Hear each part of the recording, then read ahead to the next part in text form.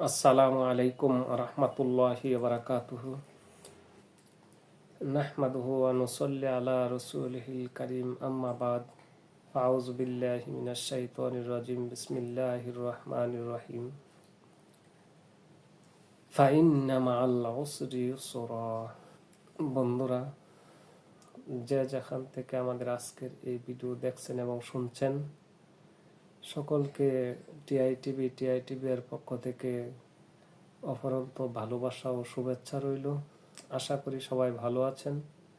আলহামদুলিল্লাহ, মহান আল্লাহর অশেষ কৃপায় প্রায় 3 দিনের বেশি অসুস্থ থেকে আমি এই মুহূর্তে মোটামুটি ভালো আছি। তাহলে বন্ধুরা, আপনাদের কাছে দুইবার আমরা দোয়া চেয়েছিলাম, আপনারা দোয়া করছেন, আর মহান আল্লাহর অশেষ কৃপায় আলহামদুলিল্লাহ আমি একটু সুস্থ হয়েছি। তবে আমার 2 ছেলের মধ্যে ছোট ছেলে একটু ভালো, কিন্তু বড় ছেলের অবস্থাটা খুবই শোচনীয়, জ্বর খুব বেশি। আপনারা দোয়া করবেন আল্লাহ পাক যেন আমার বড় ছেলেকে সুস্থ করে দেন, কারণ সে অ্যাডভান্স ইসলামিক একাডেমি থেকে পরীক্ষার্থী ছিল আজকে থেকে, কিন্তু পরীক্ষা দেওয়া হয় নাই তার। দোয়া করবেন যেন সামনের পরীক্ষাগুলি যেন দিতে আল্লাহ পাক যেন সুস্থ করে দেন।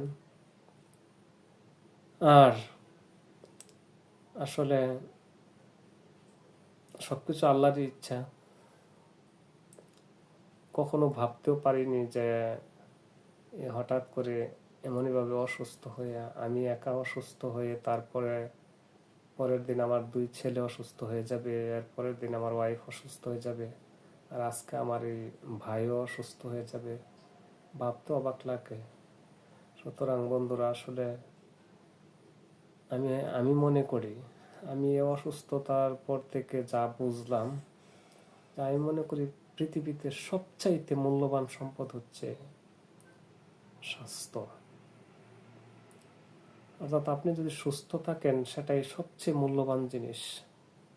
এই 3 দিন অসুস্থতার পরে আমি এটাই বুঝতে পারলাম যে এমন খারাপ অবস্থা গেছে যে না বসতে ভালো লাগে, না শুইতে ভালো লাগে, আর হাঁটা চলা তো করাই যায় না, এমন জ্বর। এবারের জ্বর সাংঘাতিক।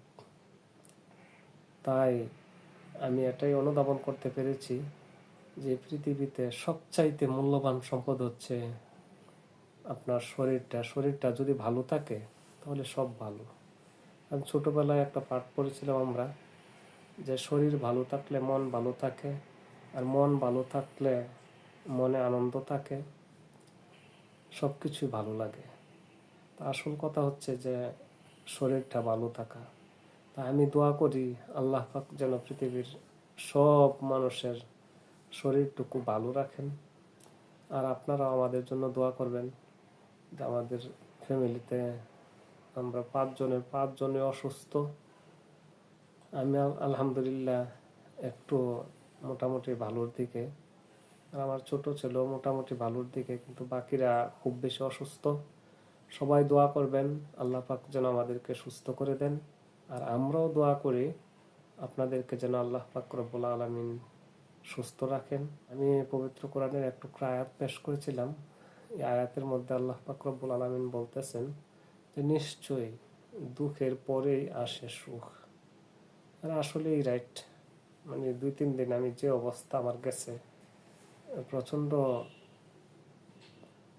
দুঃখ বলা যায় তাকে। তা আলহামদুলিল্লাহ এই দুঃখের পরে আল্লাহ পাক রব্বুল আলামিন আবার এই সুখের ছোঁয়া দেখাইছে। তাই আমি সবার জন্য দোয়া করি আপনারা সবাই সুস্থ থাকেন, ভালো থাকেন, আর আমাদের জন্য আপনারা দোয়া করবেন, এই আশা প্রত্যাশা ব্যক্ত করে আমি আমার আজকের ভিডিও এখানে শেষ করছি। দেখা হবে বন্ধুরা পরবর্তী ভিডিওতে। আসসালামু আলাইকুম ওয়া রাহমাতুল্লাহি ওয়া বারাকাতুহু।